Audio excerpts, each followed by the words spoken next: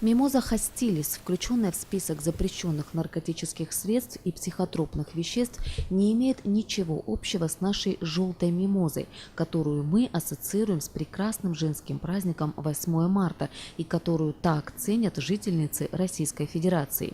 Растение с яркими желтыми цветами мы с вами называем мимоза, но называется оно совсем по-другому. Его ботаническое название – акация де альбата или серебристая, и к роду мимоз оно отношения не имеет. Представителей же рода мимоз на Северном Кавказе и у нас можно встретить только в единичных экземплярах в ботанических садах или питомниках.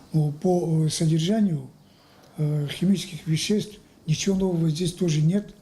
В любом справочнике вы можете найти, какие активные вещества содержатся в мимозе серебристом, который произрастает у нас.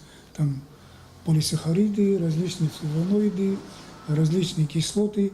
Если обращали внимание, в местах трещины коры выступает иногда отвердевевший камедь. Вот камедь имеет применение в медицине в виде вяжущего средства.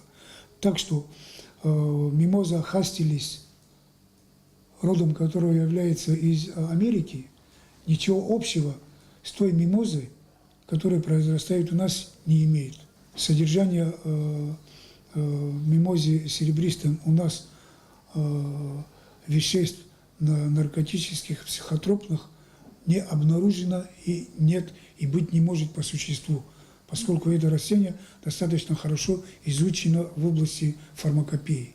Что касается запрещенного растения мимоза хостилис, то этот вид многолетних вечнозеленых деревьев или кустарников распространен только в северо-восточной части Бразилии, был обнаружен также на севере и в южной части Мексики. Именно это растение известно тем, что его части используются для приготовления традиционных в Бразилии психоактивных отваров. Виной всему вещество диметилтриптамин, которое содержится в семенах и некоторых других частях растения. В последнее время высушенные части и семена данного вида мимозы стали распространять предприимчивые торговцы. Отвары частей растения вызывают эйфорию, что привлекает некоторых любителей таких ощущений, но это опасно для жизни. Кстати, Россия не первая страна, которая запретила эти вещества. В некоторых странах Европы это сделали раньше. Таким образом, наша абхазская мимоза абсолютно безопасна, и популярные ярко-желтые букеты акации серебристой каждое 8 марта будут еще не один год радовать прекрасных дам. Ирина Аршба, Михаил Братухин, Абхазское телевидение.